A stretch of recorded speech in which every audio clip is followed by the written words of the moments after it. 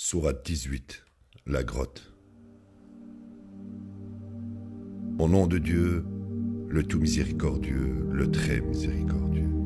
Louange à Dieu qui a révélé à son serviteur cette écriture et l'a faite sans aucun défaut. Une écriture parfaite pour avertir d'un châtiment sévère de sa part et pour délivrer la bonne nouvelle aux croyants qui mènent une vie droite, qu'ils ont mérité une généreuse récompense où ils demeurent pour toujours. Et pour avertir ceux qui ont dit « Dieu a engendré un fils », ils ne possèdent aucun savoir à ce sujet, ni leurs parents. Quel blasphème sortant de leur bouche! Ce qu'ils profèrent est un grave mensonge. Tu pourrais t'en vouloir à cause de leur réaction à cette narration et le fait qu'ils y mécroient. Tu pourrais être attristé. Nous avons tout embelli sur terre afin de les tester et ainsi distinguer ceux parmi eux qui œuvrent à la droiture. Inévitablement, nous anéantirons tout ce qui s'y trouve, la laissant complètement désolée. Pourquoi sinon penses-tu que nous te parlons des gens de la grotte et des nombres qui leur sont liés? Ils sont parmi nos merveilleux signes. Quand les jeunes prirent refuge dans la grotte, ils dirent « Notre Seigneur, couvre-nous de ta miséricorde et bénis nos affaires de ta guidance. » Nous avons alors scellé leurs oreilles dans la grotte pendant un nombre d'années prédéterminé. Puis, nous les avons ressuscités pour voir lequel des deux groupes pourrait compter la durée de leur séjour dans la grotte. Nous te narrons leur histoire en toute vérité. C'étaient des jeunes qui croyaient en leur Seigneur, et nous avons augmenté leur guidance. Nous avons raffermi leur cœur quand ils se levèrent et proclamèrent « Notre seul Seigneur est le Seigneur des cieux et de la terre. Nous n'adorerons jamais un autre Dieu à côté de lui. Sinon, nous serions profondément égarés. Voici que notre peuple érige des dieux à côté de lui. Si seulement ils pouvaient fournir la moindre preuve pour soutenir leur position. Qui est plus mauvais que celui qui invente des mensonges et les attribue à Dieu? Puisque vous souhaitez les éviter, eux et leur adoration d'autres que Dieu, prenons refuge dans la grotte. Puisse votre Seigneur vous couvrir de sa miséricorde et vous diriger vers la bonne décision. Tu pouvais voir le soleil quand il se levait venir du côté droit de leur grotte, et quand il se couchait, il brillait sur eux depuis la gauche, tandis qu'ils dormaient au creux de celle-ci. Ceci est un des signes prodigieux de Dieu. Quiconque Dieu guide est celui qui est vraiment guidé, et quiconque il égare, tu ne trouveras pas pour lui un enseignant guide. Tu aurais pensé qu'ils étaient éveillés, alors qu'en fait ils étaient endormis. Nous les tournions sur le côté droit et sur le côté gauche, tandis que leur chien tendait ses pattes au milieu d'eux. Si tu les avais regardés, tu les aurais fuis, frappés de terreur. Quand nous les avons ressuscités, ils se demandèrent « Depuis combien de temps êtes-vous ici ?» « Nous sommes ici depuis un jour ou une partie du jour, » répondirent-ils. « Votre Seigneur sait mieux combien de temps nous sommes restés ici. Envoyons donc l'un de nous avec cet argent en ville, qu'il aille chercher la nourriture la plus pure et qu'il nous en achète, qu'il garde un profil bas et qu'il n'attire pas l'attention. S'ils vous découvrent, ils vous lapideront ou vous contraindront à retourner à leur religion. Alors vous ne pourrez jamais réussir. Nous avons fait qu'il soit découvert pour faire savoir à tout le monde que la promesse de Dieu est vraie et pour enlever tout doute concernant la fin du monde. Puis les gens se disputèrent à leur sujet. Certains dirent « Construisons une construction autour d'eux ». Leur Seigneur est celui qui sait le mieux à leur sujet. Ceux qui ont prévalu dirent, nous construirons un lieu de culte autour d'eux. Certains disaient, ils étaient 3, leur chien étant le 4e. Tandis que d'autres disaient 5, le 6e étant leur chien. Alors qu'ils conjecturaient, d'autres dirent 7, et le 8e était leur chien. Dit, mon Seigneur est celui qui sait le mieux leur nombre. Seuls quelques-uns connaissaient le nombre exact. Donc, n'argumente pas avec eux. Va dans leur sens. Tu n'as besoin de consulter personne à ce sujet. Tu ne diras pas que tu feras quelque chose dans le futur sans dire « si Dieu le veut ». Si tu oublies de faire ceci, tu dois immédiatement te souvenir de ton Seigneur et dire « puisse mon Seigneur me guider à faire mieux la prochaine fois ». Ils restèrent dans leur grotte 300 ans, augmentés de 9. Dis, Dieu est celui qui sait le mieux combien de temps ils y sont restés. Il connaît tous les secrets dans les cieux et la terre. Par sa grâce, vous pouvez voir. Par sa grâce, vous pouvez entendre. Il n'y a personne à côté de lui comme Seigneur et Maître. Et il ne permet jamais à quelques associés que ce soit de prendre part à sa royauté. Tu réciteras ce qui t'est révélé de l'écriture de ton Seigneur. Rien n'abrogera ces paroles, et tu ne trouveras pas la moindre autre source à côté d'elle. Tu te forceras à être avec ceux qui adorent leur Seigneur jour et nuit, cherchant lui seul. Ne détourne pas tes yeux d'eux, cherchant les vanités de ce monde, et tu n'obéiras pas à celui dont nous avons rendu le cœur inconscient à notre message. Celui qui poursuit ses propres désirs et dont les priorités sont confuses. Proclame, ceci la vérité de votre Seigneur, puis quiconque veut laisse-le croire, et quiconque veut laisse-le mécroire. Nous avons préparé pour les transgresseurs un feu qui les cernera complètement. Quand ils crieront à l'aide, on leur donnera un liquide semblable à de l'acide concentré qui brûle les visages. Quelle misérable boisson! Quelle misérable destinée!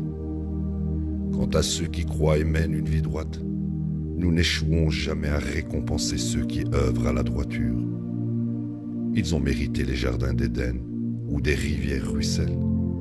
Ils y seront parés de bracelets d'or et porteront des habits de soie et de velours vert et se reposeront sur du mobilier confortable. Quelle merveilleuse récompense! Quelle merveilleuse demeure! Cite pour eux l'exemple de 2 hommes. Nous avons donné à l'un d'eux 2 jardins de raisins entourés de dattiers et avons placé d'autres cultures entre eux. Les 2 jardins produisaient leur récolte à temps et généreusement, car nous avions fait qu'une rivière les traverse. Une fois après la moisson, il dit en se vantant à son ami, « Je suis de loin plus prospère que toi, et j'inspire plus de respect aux gens. » Quand elle entra dans son jardin, il fit du tort à son âme en disant, « Je ne pense pas que ceci finira un jour. De plus, je pense qu'on y est. Je ne pense pas que l'heure de l'au-delà adviendra un jour. Même si je suis ramené à mon Seigneur, je serai assez intelligent pour en posséder un autre encore meilleur là-bas. » Son ami lui dit, tandis qu'il discutait avec lui, « As-tu mécru en celui qui t'a créé de poussière, puis d'une minuscule goutte, puis t'a parfait en un homme? Quant à moi, Dieu est mon Seigneur, et je n'érigerai jamais un autre Dieu en plus de mon Seigneur. Quand tu es entré dans ton jardin, tu aurais dû dire, ceci est ce que Dieu m'a donné. Nul n'a de pouvoir excepté Dieu. Tu pourrais voir que je possède moins d'argent et moins d'enfants que toi. Mon Seigneur pourrait m'accorder mieux que ton jardin. Il pourrait envoyer du ciel un orage violent qui anéantit ton jardin, le laissant complètement désolé, ou son eau pourrait couler plus profondément hors de ton atteinte. En effet, ses récoltes furent anéanties, et il finit affligé, se lamentant de ce qu'il avait dépensé pour elle en vain. tandis que sa propriété gisait ravagée. Il dit finalement, si seulement je n'avais jamais érigé ma propriété comme Dieu à côté de mon Seigneur. Aucune force sur terre n'aurait pu l'aider contre Dieu, et il n'était pas possible pour lui de recevoir la moindre aide. C'est parce que le seul vrai Seigneur et Maître est Dieu. Il pourvoit la meilleure récompense et avec lui est la meilleure destinée. Cite pour eux l'exemple de cette vie, comme de l'eau que nous faisons descendre du ciel pour produire des plantes de la terre, puis elle se transforme en foin qui est dispersé par le vent. Dieu est capable de faire toutes choses. L'argent et les enfants sont les joies de cette vie, mais les bonnes œuvres pourvoient une récompense éternelle de la part de ton Seigneur et un espoir de loin meilleur. Le jour viendra où nous balayerons les montagnes, et tu verras la terre désolée. Nous les convoquerons tous, sans oublier un seul d'entre eux. Ils seront présentés devant ton Seigneur sur une rangée, où vous êtes venus à nous en tant qu'individus, exactement comme nous vous avons créés à l'origine. En vérité, ceci est ce que vous avez prétendu qui n'arriverait jamais. L'enregistrement sera montré, et tu verras les coupables effrayés par son contenu. Ils diront « Malheur à nous ». Comment se fait-il que ce livre ne laisse rien passer de petit ou de grand sans le compter? Ils découvriront tout ce qu'ils auront fait, exposé. Ton Seigneur n'est jamais injuste envers qui que ce soit. Nous avons dit aux anges tombés prosternés devant Adam. Ils tombèrent prosternés excepté Satan. Il devint un djinn, car il désobéit à l'ordre de son Seigneur. Le choisirez-vous, lui et ses descendants, comme Seigneur au lieu de moi, bien qu'ils soient vos ennemis? Quelle misérable substitution! Je ne leur ai jamais permis d'être témoins de la création des cieux et de la terre, ni de la création d'eux-mêmes. Et je ne permets pas non plus aux pernicieux d'œuvrer dans mon royaume. Le jour viendra où il dira « Faites appel à mes partenaires que vous prétendiez être des dieux à côté de moi. » Ils feront appel à eux, mais ils ne leur répondront pas. Une barrière insurmontable les séparera les uns des autres. Les coupables verront l'enfer et réaliseront qu'ils y tomberont. Ils n'auront aucun moyen d'en échapper. Nous avons cité dans ce Coran toutes sortes d'exemples, mais l'être humain est la créature la plus argumentatrice. Rien n'empêchait les gens de croire lorsque la guidance est venue à eux et de chercher le pardon de leur Seigneur, si ce n'est qu'ils demandaient à voir les mêmes genres de miracles que les générations précédentes, ou défiaient de voir le châtiment à l'avance. Nous n'envoyons les messagers comme porteurs de bonnes nouvelles, ainsi comme avertisseurs. Ceux qui mécroient argumentent avec le mensonge pour essayer de vaincre la vérité. Et ils prennent mes preuves et avertissements à la légère. Qui sont plus mauvais que ceux à qui il est rappelé les preuves de leur Seigneur, puis qui les ignorent sans réaliser ce qu'ils font? Par conséquent, nous plaçons des remparts autour de leur cœur pour les empêcher de le comprendre, et une surdité dans leurs oreilles. Ainsi, peu importe ce que tu fais pour les guider, ils ne peuvent jamais, au grand jamais, être guidés. Néanmoins, ton Seigneur est le pardonneur, plein de miséricorde.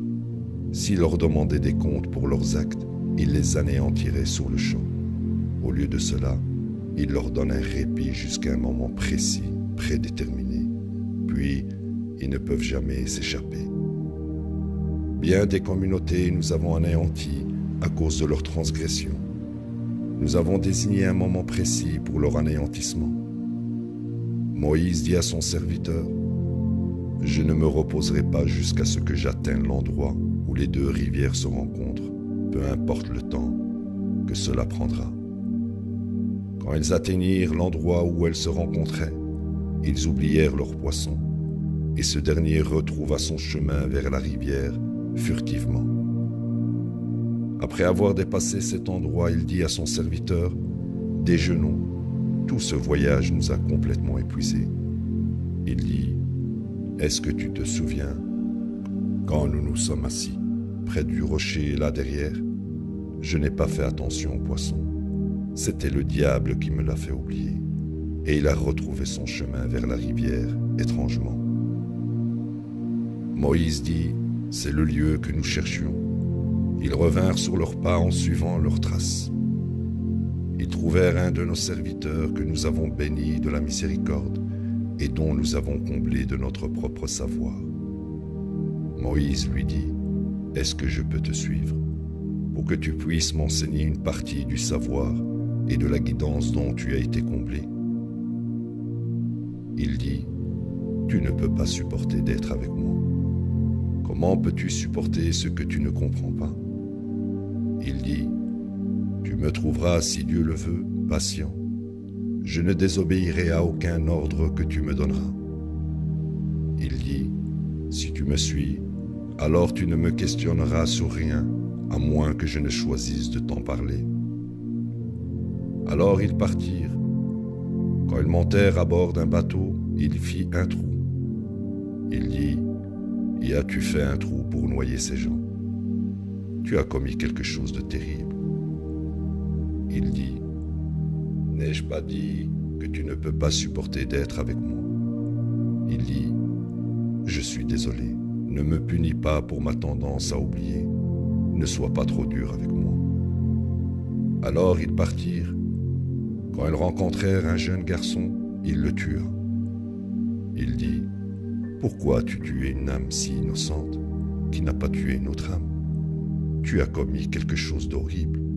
Il dit, ne t'ai-je pas dit que tu ne peux pas supporter d'être avec moi? Il dit, si je te questionne à propos de quelque chose d'autre, alors ne me garde pas avec toi. Tu as reçu suffisamment d'excuses de ma part. Alors ils partirent. Quand ils atteignirent une certaine communauté, ils demandèrent aux gens de la nourriture, mais ils refusèrent de leur offrir l'hospitalité. Ensuite, ils trouvèrent un mur sur le point de s'écrouler. Il le répara. Il dit, tu aurais pu demander un salaire pour cela.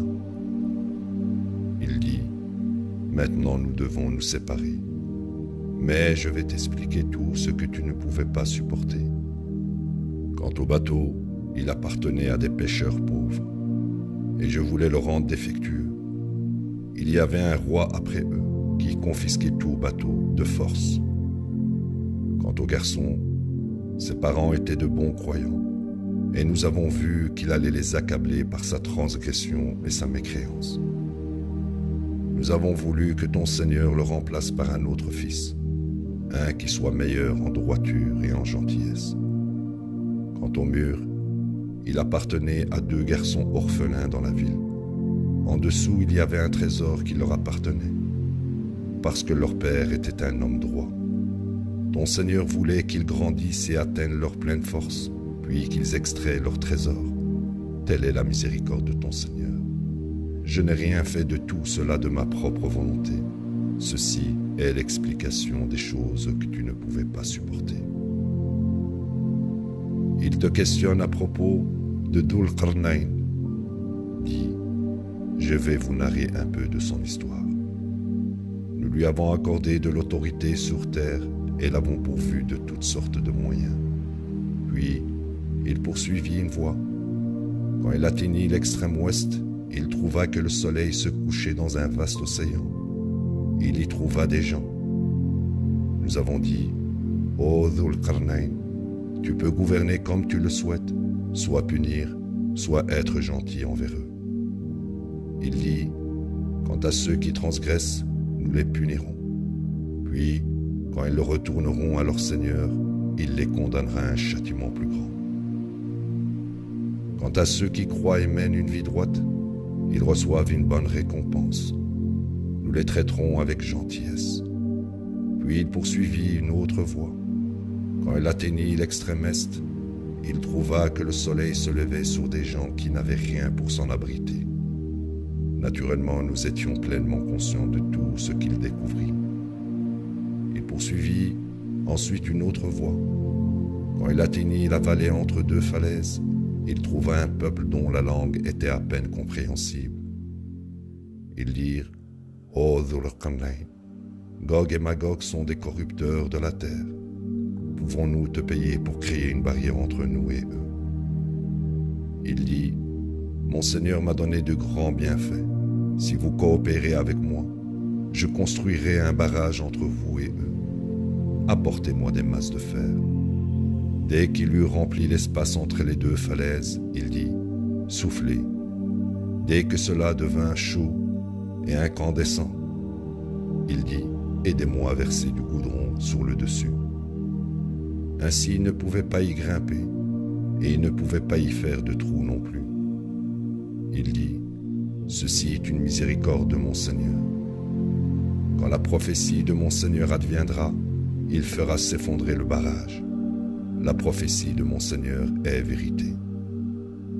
À ce temps-là, nous les laisserons s'envahir les uns les autres, puis on soufflera dans le corps, et nous les convoquerons tous ensemble. Nous présenterons l'enfer ce jour-là aux mécréants. Ils sont ceux dont les yeux étaient trop voilés pour voir mon message. Ils ne pouvaient pas entendre non plus. Est-ce que ceux qui mécroient pensent qu'ils peuvent s'en tirer comme cela en érigeant mes serviteurs comme Dieu à côté de moi? Nous avons préparé pour les mécréants l'enfer comme demeure. Dis, faut-il que je vous dise qui sont les pires perdants? Ce sont ceux dont les œuvres dans cette vie sont totalement dévoyées, mais ils pensent qu'ils font le bien. Tels sont ceux qui ont mécru aux révélations de leur Seigneur et en la rencontre avec lui. Donc, leurs œuvres sont vaines. Au jour de la résurrection, ils n'ont aucun poids. Leur juste salaire est l'enfer, en échange de leur mécréance et de s'être moqués de mes révélations et de mes messagers. Quant à ceux qui croient et mènent une vie droite, ils ont mérité un paradis plein de félicité comme leur demeure. Pour toujours, ils y demeurent. Ils ne voudront jamais le moindre autre substitut. Dis, si l'océan était de l'encre pour les paroles de mon Seigneur, l'océan s'épuiserait avant que les paroles de mon Seigneur ne s'épuisent, même si nous doublions la réserve d'encre. Dis, je ne suis rien de plus qu'un être humain comme vous, à qui il est inspiré que votre Dieu est un Dieu unique. Ceux qui espèrent rencontrer leur Seigneur œuvreront à la droiture et n'adoreront jamais le moindre autre Dieu à côté de leur Seigneur. La ilaha illallah.